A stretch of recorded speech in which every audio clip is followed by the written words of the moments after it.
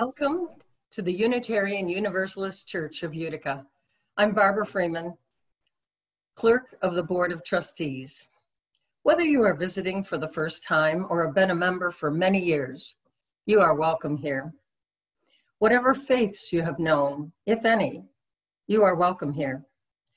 Whoever you are and whomever you love, you are welcome here. We are invited to bring our whole selves to this worship service, our doubts as well as our convictions, the pain and joy we have known, our longing for connection and understanding. Every part of you is welcome here. If you are here for the first time on Zoom, we're glad that you've joined us and hope you will stay for informal conversation in breakout groups on Zoom after the service. It takes a few moments, but it will work and you'll meet some new people. We have 3 announcements today. First, our church is co-hosting an event with the Unitarian Universalist Ministry of the Earth on August 7th from 6 to 8 p.m. And I hope many of the members of the congregation will participate. The event is showing the documentary, The Condor and the Eagle, which I found very moving and motivating, followed by a discussion of climate justice and indigenous rights. There is information available online and in our UU newsletter.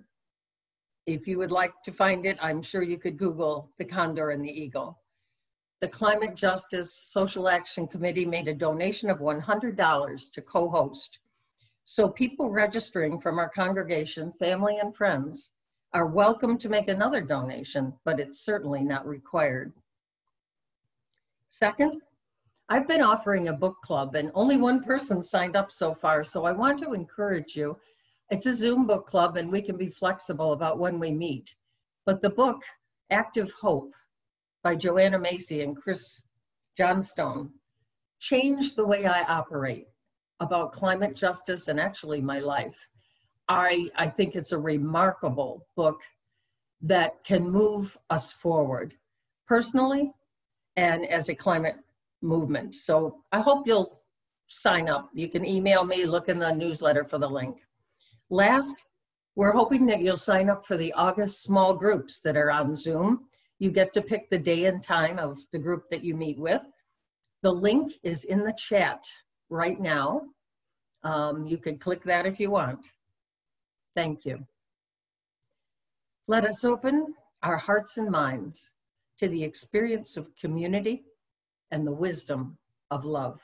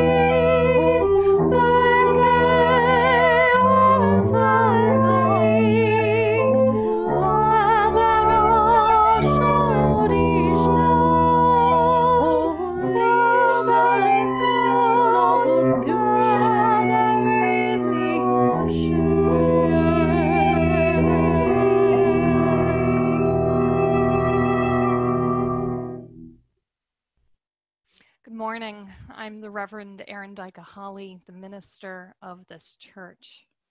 And just a quick personal connection to the lovely hymn that Melissa and Julia performed for us just now. That is in Hungarian and is a blessing in Hungary and among the Transylvanian Unitarians.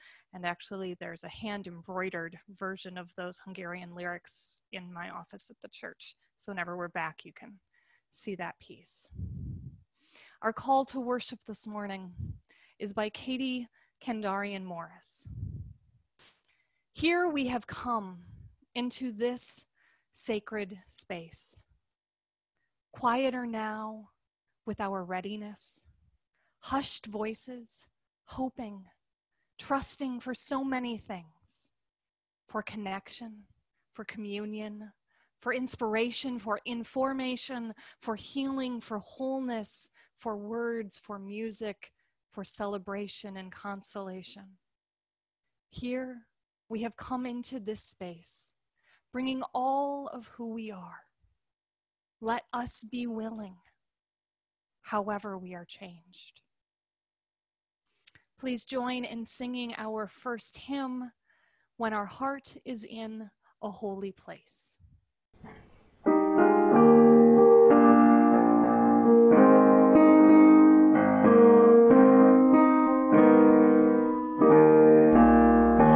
When our heart is in a holy place, when our heart is in a holy place, we are blessed with love and amazing grace. When our heart is in a holy place, when we trust the wisdom in each of us, every color, every creed and kind, and we see our faces in each other's eyes, then our heart is in a holy place. When our heart is in a holy place, when our heart is in a holy place, we are blessed with love and amazing grace.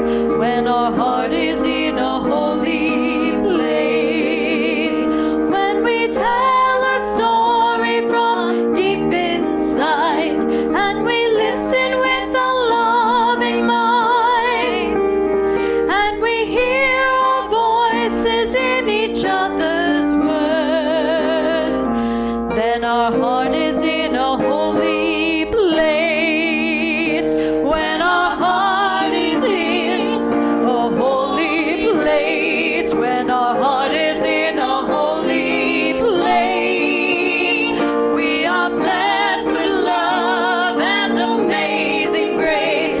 When our heart is in a holy place, when we share the silence of sacred space, and the God of our hearts stirs within, and we feel the power in each other's faith, then our heart is in a holy place. When our heart is in a holy place, when our heart is in a holy place, we are blessed with love and amazing grace. When our heart is in a holy place, when our heart is in a holy place.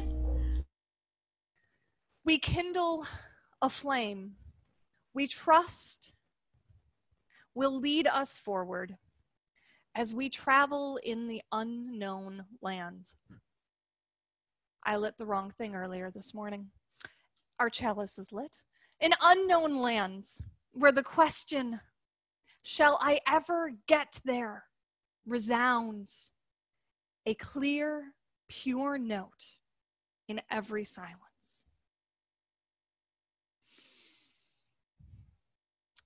Our together time this morning is the book, The Day You Begin, and Stephanie Markham will read that for us. Hi everyone, welcome to Together Time. We've got a really great story to share with you today. It's called The Day You Begin, and it's by Jacqueline Woodson, who you might know for her adult books or her young adult books or her poetry. So The Day You Begin by Jacqueline Woodson and illustrated by Rafael Lopez.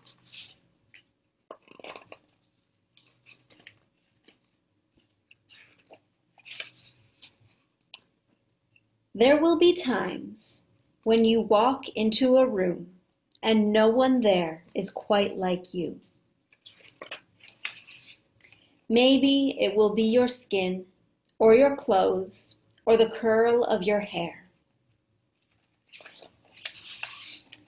There will be times when no one understands the way words curl from your mouth, the beautiful language of the country you left behind. My name is Rigoberto. We just moved here from Venezuela.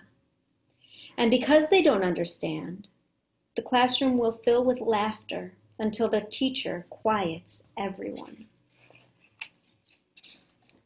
Rigoberto from Venezuela, your teacher says so soft and beautifully that your name and homeland sound like flowers blooming the first bright notes of a song. There will be times when the words don't come. Your own voice, once huge, now smaller. When the teacher asks, "What did you do last summer?" Tell the class your story. "We went to France," Shyla says. "These shells came from a beach in Maine." A boy named Jonathan holds out a jar filled with tiny shells so fragile they look like they'll turn to dust in your own untraveled hands. My whole family went to India, Spain, South Carolina, each souvenir a small triumph of a journey, their travels going on and on. And as you stand in front of that room, you can only remember how the heat waved as it lifted off the curb, and your days spent at home caring for your little sister, who made you laugh out loud and hugged you hard at nap time. You can only remember the books you kept on reading long after she had fallen to sleep. And in that room where no one else is quite like you, you'll look down at your own empty hands and wonder, what good is this when other students were flying and sailing and going somewhere? There will be times when the lunch your mother packed for you is too strange or too unfamiliar for others to love as you do. When even your own friend Nadia will wrinkle her nose and say, "What's in there anyway?" And you'll wonder how she doesn't see the rice beneath the meat and kimchi. You'll wonder why she doesn't remember that rice is the most popular food in the world. There will be times when the climbing bars are too high, the run is too fast and far. The game isn't one you can ever really play. "I don't want him on our team." You can watch. Maybe you can have a turn later. There will be times when the world feels like a place that you're standing all the way outside of. And all that stands beside you is your own brave self, steady as steel and ready, even though you don't yet know what you're ready for.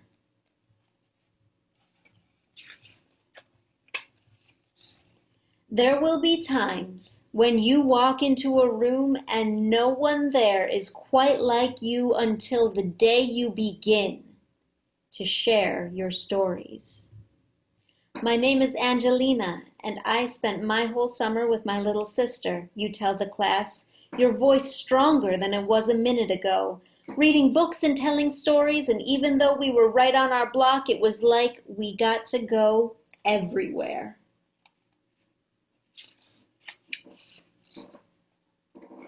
Your name is like my sister's, Rigoberto says. Her name is Angelina too. And all at once, in the room where no one else is quite like you, the world opens itself up a little wider to make some space for you. This is the day you begin to find the places inside your laughter and your lunches, your books, your travel, and your stories, where every new friend has something a little like you and something else so fabulously not quite like you at all.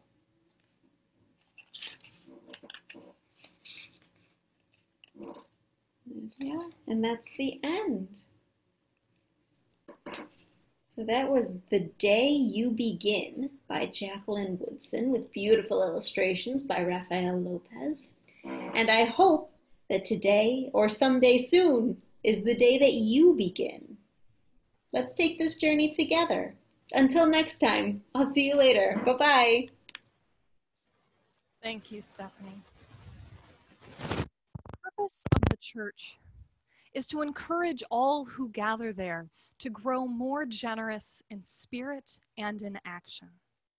This is the great end of all the world's faith traditions, to bring the human being closer to the divine by acts of creation and compassion.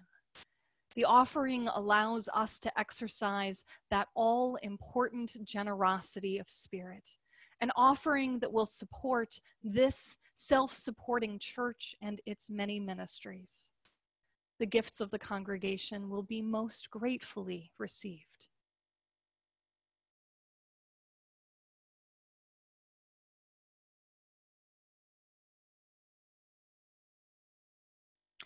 Now we will practice community candles, which is an opportunity for the congregation to be with one another as we mark notable things happening in our lives.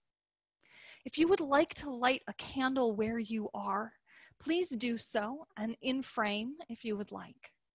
If you would like to briefly share about a significant event in your life and have me light a candle, please unmute yourself, or you could type into the chat. You can also privately message me in the chat, and I will light a candle in silence for you. I'm lighting this candle to remember hope. It's so easy to lose sight of that when we are surrounded by upsetting, frightening, and challenging news all of the time. And so let us hold on to the small light of hope and let that grow inside of us. And as always, I light a final candle for everything that is in our hearts that we have not spoken, that is in the hearts of those we love, that is in the hearts of those we have never met. We uplift all of human experience and our connections through everything and everyone, for truly they are sacred. I'd like to share with you a prayer from Lynn Cox. Spirit of life, ever adapting and renewing, we come together this morning with yearnings that do not match. We yearn for stability, for even one moment of feeling like we know what is going on, for the ability to predict and prepare for what is coming next. And yet, we also yearn for change. We ache for a world that turns aside from racism, violence, dehumanization, and disregard of suffering. We pray for a change in the illness, grief, isolation, incarceration, and vulnerability of our loved ones. We reach for connections that will remind us that we are worthy as we are. And we reach for connections that will help us to become our best selves. Hold us in the heart of both and. Cradle us in the mystery, cherish us in the eternal presence of love, and encourage us on the path of growth and development. As individuals and as a people, help us to become who we are called to be. Lead us to open pathways to deeper wisdom through reconciliation, self-respect and mutual respect, compassion, owning and making amends for our mistakes. Amen.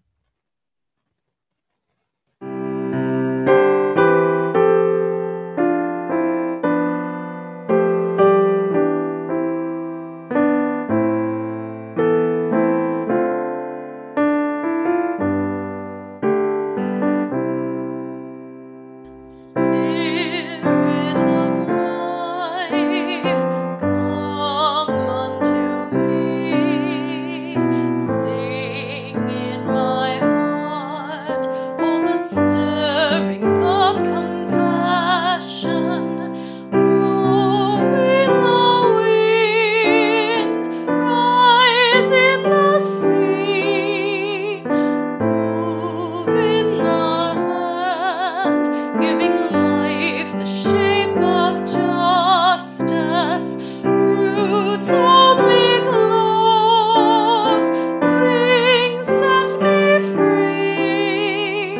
Spirit of life, come to me, come to me. Litany of Becoming by Enfleshed. To become is a lifelong process. Nothing is constant, not even the self. We evolve in the midst of narratives meant only for some, and ways of being made narrow by fear and power. We must then have the courage to listen to the truth of our own lives, to the wisdom that comes from within, responding without resistance or need to control, but with welcome and curiosity. This is what ensures our becoming is an unfolding of our truest self. This lifelong labor cannot be carried out alone. It requires help from friends and lovers, family, and creaturely companions who bear witness to what makes us come alive. And to say to us, listen, look, feel, pay attention to that. This is loving and being loved. Telling the stories, sharing in the memories, giving thanks for relationships, understandings, and experiences past that have shaped us to this day. This is loving and being loved.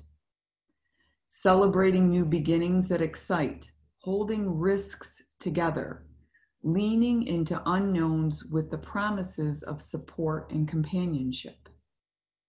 This is loving and being loved. Listening to the future calling uniquely to each of us in the midst of all of life's noise. Helping one another find our place in the shared labor of collective life. Supporting each other in what it is the world's ache is asking from us. This is loving and being loved. To say for the first time, this is who I am. This is the truth of my body. This is what I know about myself. This is my name, and this is where my path is leading me. And to have it heard, have it received, have it affirmed. And then to say it again and again as we change and as the world changes, and to have each proclamation greeted with an open-armed embrace. This is loving and being loved. There is no me without you.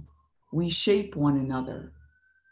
The sacred that birthed us weaves our lives together so that we can only find ourselves through shared becoming. For my journey and all its winding ways, for yours, for all the saints who labored for what is, all the kin whose lives made ours possible, for all those yet to come, for whom living our truths today will mean breaking possibilities open for them tomorrow. We pause, we give thanks, we acknowledge. This is loving and being loved.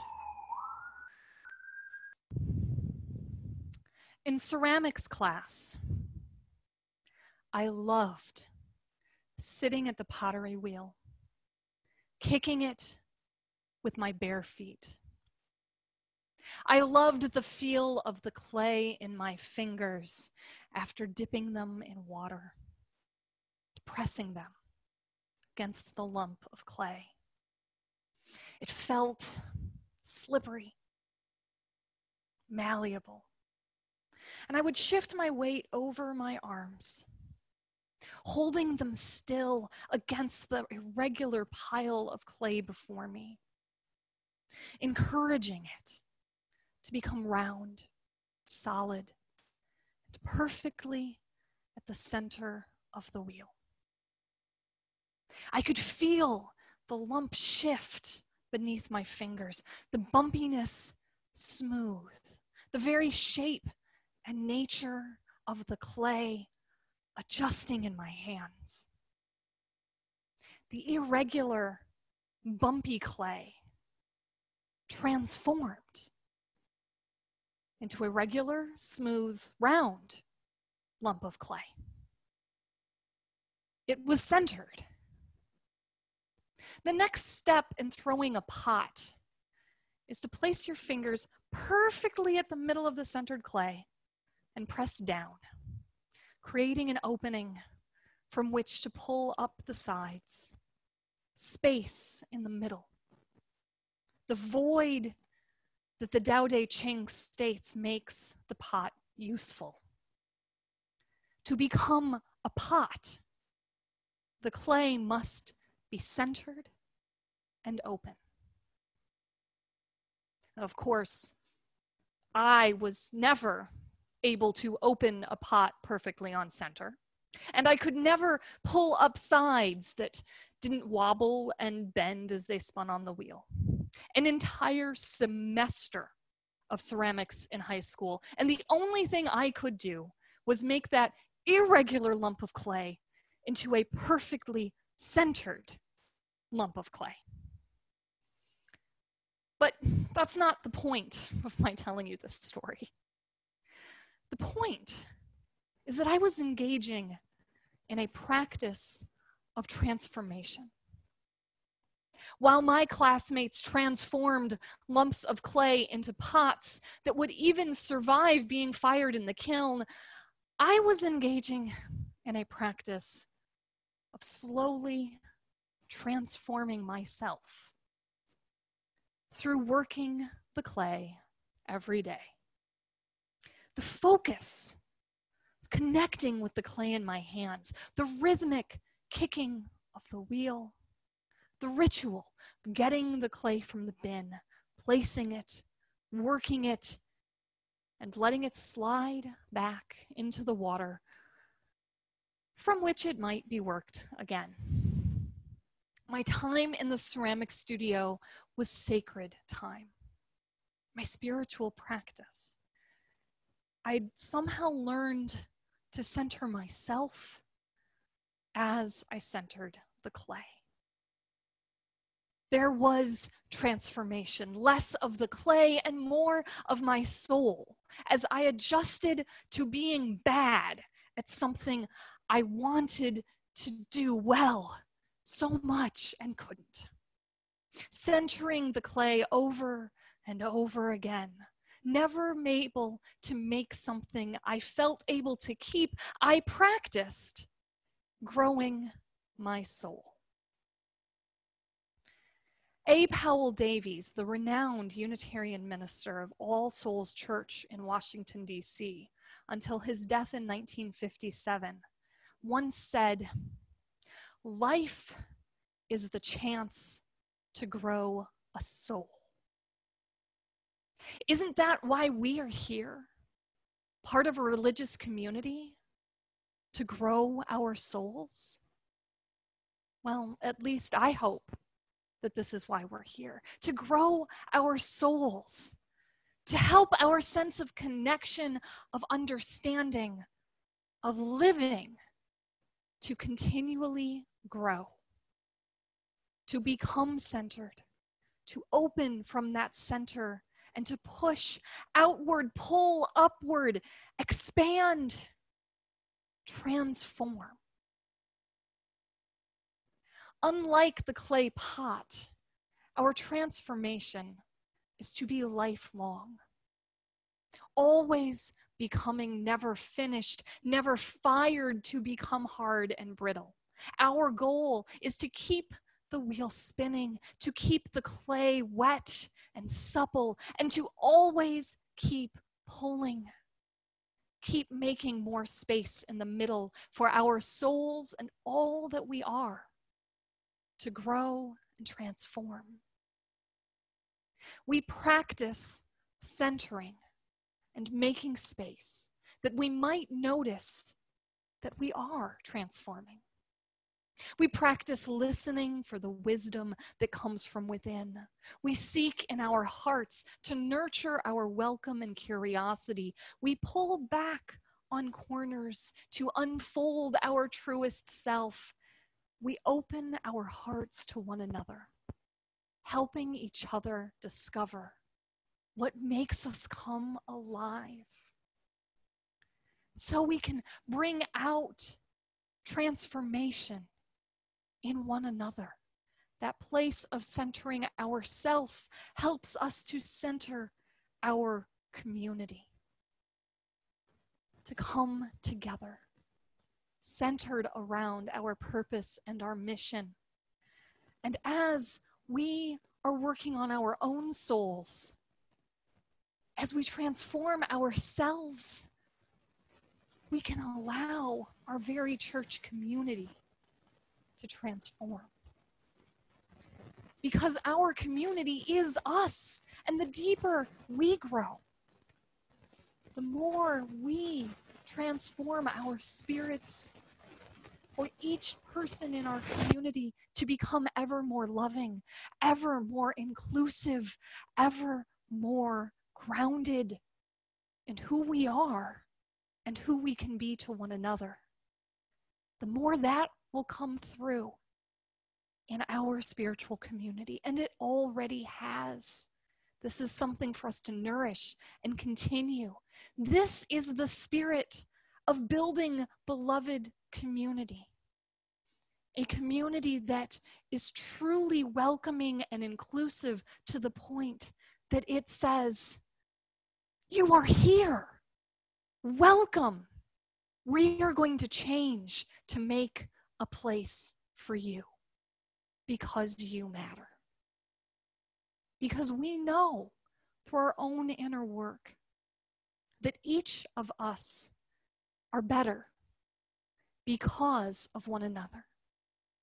Being in relationship is transformational as we open ourselves from our center to create more space, pulling upwards, pushing outwards as a church community.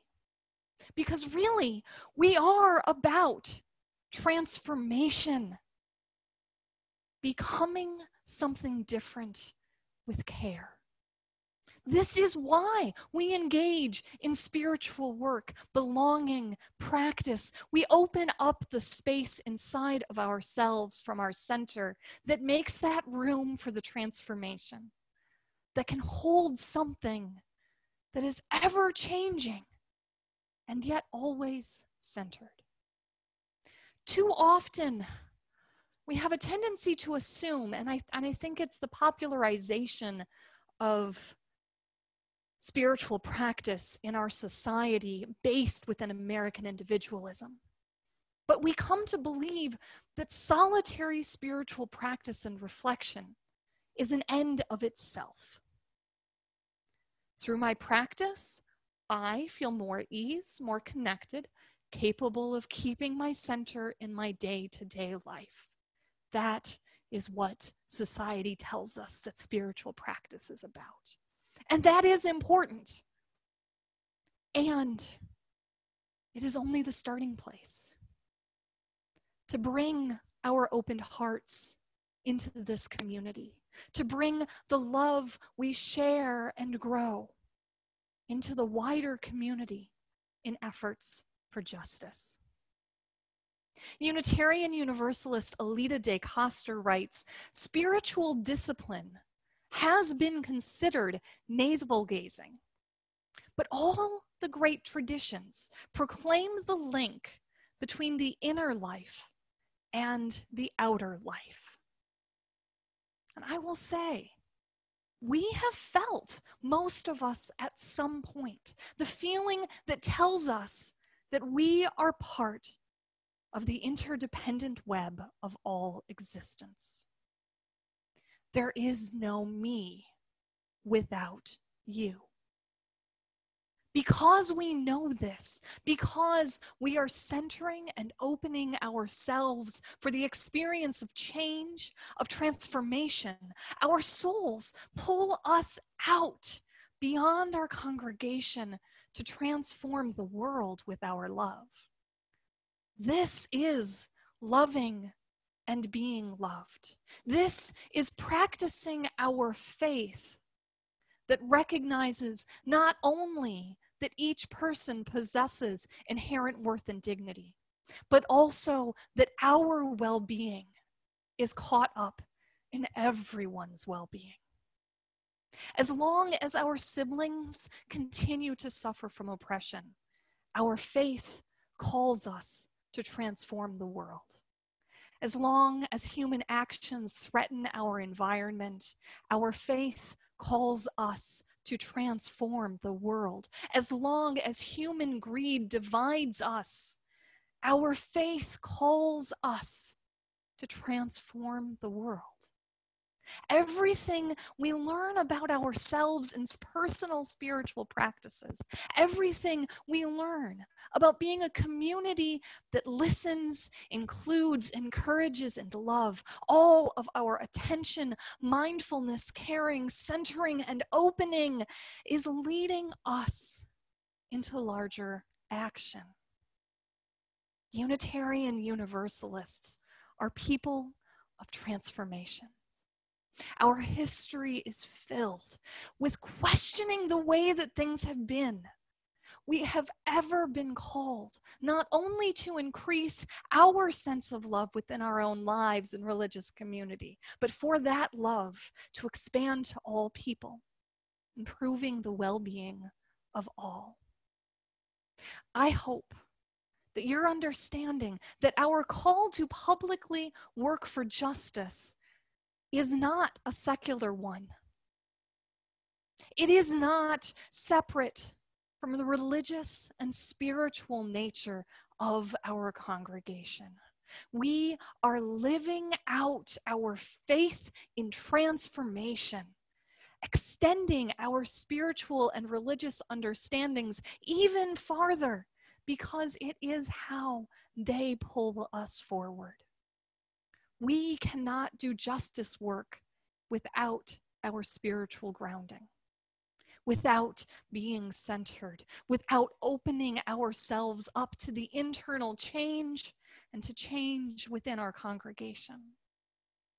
And how could we be true to our experiences of being centered and opening ourselves to change, letting in the holy and connecting with all of existence, and not feel the call to transform our society to be more just, more equitable, and based in the greatest love? Like the interdependent web of all existence, we are an interconnected web of transformation, self-transformation leading to community transformation, to world transformation. Let us attend to our centering, holding our hands steady as we shape our souls, pulling, lifting, pressing through our hearts, and listening as we open and expand ourselves and this community. May we know transformation, and may we act to extend the transformation into the world, transforming, transformed. May we know and embody love. Amen.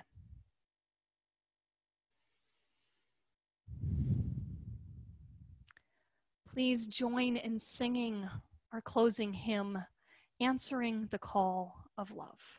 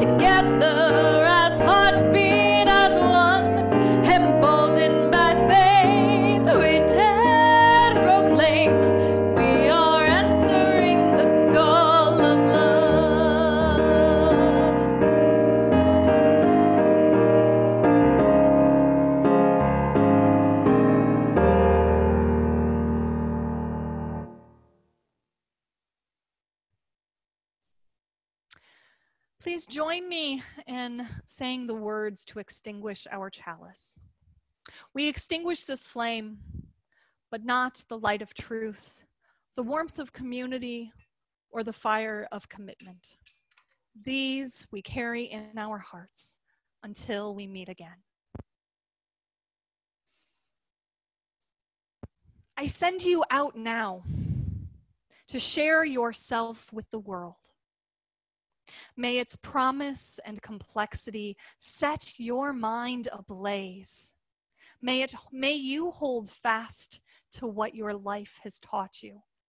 May you question everything, and when you have changed the world and the world has changed you, may you return again to this place and share what you have learned with us. Amen.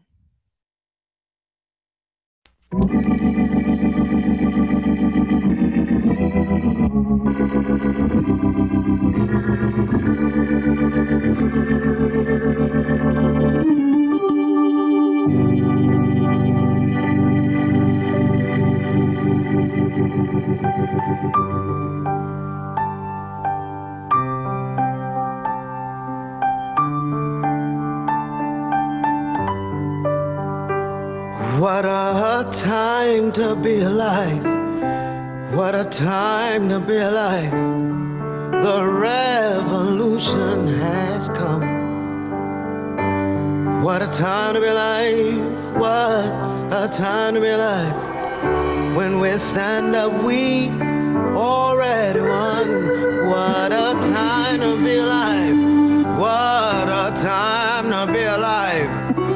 The revolution has come. What a time to be alive. When we stand up, we've already won.